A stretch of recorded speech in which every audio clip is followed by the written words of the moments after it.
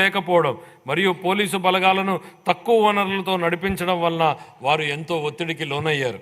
ఇది ప్రజా అవసరాల కోసం మరియు వేగంగా మరియు సమర్థవంతంగా స్పందించే వారి సామర్థ్యానికి ఆటంకం కలిగించింది. సీసీ కెమెరాల నిర్వహణ వంటి సాధారణ పనులకు కూడా గత ప్రభుత్వం నిధులను అవసరమైన మేరకు విడుదల చేయలేదు. ఈ క్లిష్టమైన సమస్యలను గుర్తించిన మా ప్రభుత్వం ఆధునీకరణ మరియు సమకాలీన సవాళ్లకు ధీటుగా పోలీస్ శాఖను సన్నద్ధం చేయడంపై దృష్టి సారించి ఈ శాఖ సామర్థ్యాలను పునరుద్ధరించడానికి మరియు పెంచడానికి నిర్ణయాత్మక చర్యలు చేపట్టింది.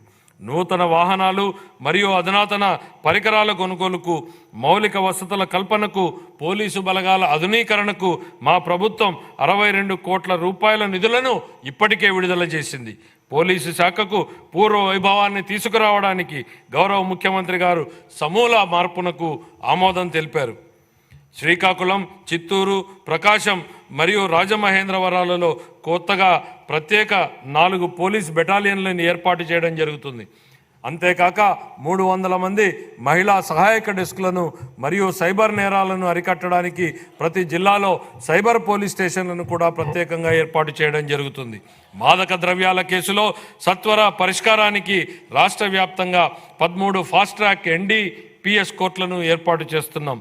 ఆధునీకరించబడిన మరియు తక్షణమే ప్రతిస్పందించగలిగే సమర్థవంతమైన పోలీస్ దళాలను పునర్నిర్మించే దిశగా చేపట్టిన ఈ చర్యలను మా ప్రభుత్వ నిబద్ధతను సూచిస్తాయి. గత ప్రభుత్వ హయాంలో యువత గంజాయి వాడకం విపరీతంగా పెరిగింది. ఆ సమయంలో దేశంలో పట్టుబడిన మాదక ద్రవ్యాల మూలాలు మన రాష్ట్రంలో ఉండడం సిగ్గుచేటు. అధ్యక్ష, మాదక ద్రవ్యాల విస్తృత వినియోగ వ్యతిరేక కార్యక్రమంలో భాగంగా మా ప్రభుత్వం మాదక ద్రవ్యాల వినియోగ వ్యతిరేక టాస్క్ ఫోర్స్ను ఏర్పాటు చేసింది. విద్యార్థులు గంజాయి మరియు పొగాకు వాడకుండా ఉండేందుకు వారిలో అవగాహన పెంచే సమగ్ర కార్యక్రమాలను ప్రవేశపెట్టడం జరిగింది.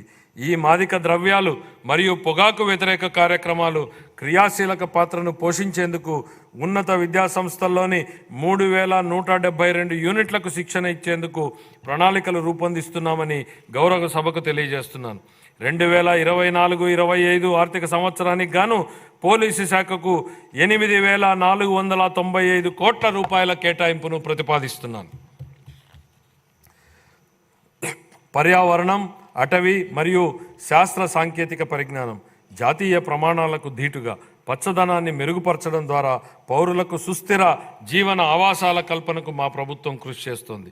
ఈ దిశగా వనం ప్రకృతి పిలుస్తోంది, తీర ప్రాంత ఆవాసాల అభివృద్ధి, మడ అడవుల పెంపకం మొదలైన పథకాల ద్వారా స్థిరమైన ఆదాయ కల్పన జరుగుతోంది. అన్ని శాఖల మరియు వివిధ వర్గాల ప్రజల భాగస్వామ్యం మరియు కేంద్ర రాష్ట్ర పథకాల నిధుల సమీకరణ ద్వారా ఇది జరుగుతోంది.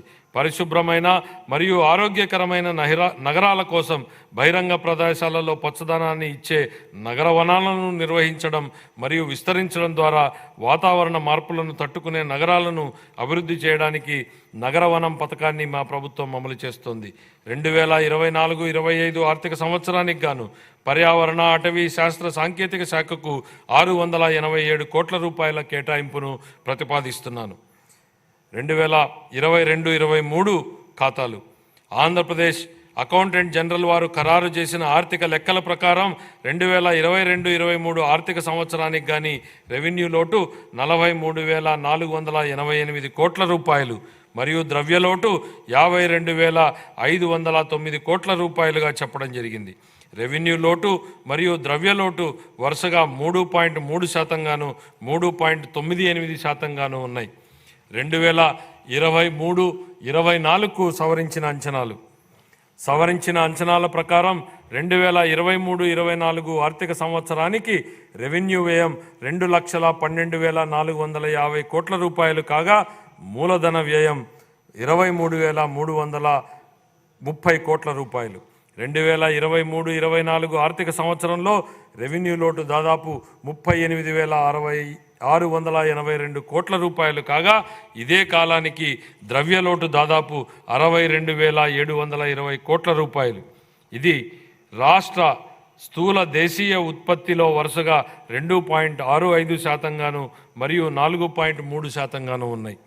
2024-25 బడ్జెట్ అంచనాలు. 2024-25 ఆర్థిక సంవత్సరానికి నేను 2,94,427.25 కోట్ల రూపాయల వ్యయాన్ని ప్రతిపాదిస్తున్నాను. ఇందులో రెవెన్యూ వ్యయం అంచనా 2,35,916.99 కోట్ల రూపాయలు మరియు మూలధన వ్యయం అంచనా 32,712.84 కోట్ల రూపాయలు.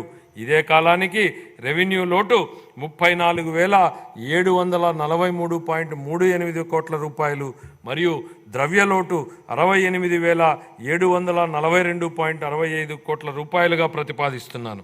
రాష్ట్ర స్థూల దేశీయ ఉత్పత్తిలో రెవెన్యూ లోటు 4.19% మరియు ద్రవ్యలోటు 2.12% ఉండవచ్చు. ముగింపు. నేను ముందే చెప్పినట్టుగా మన రాష్ట్ర ప్రగతి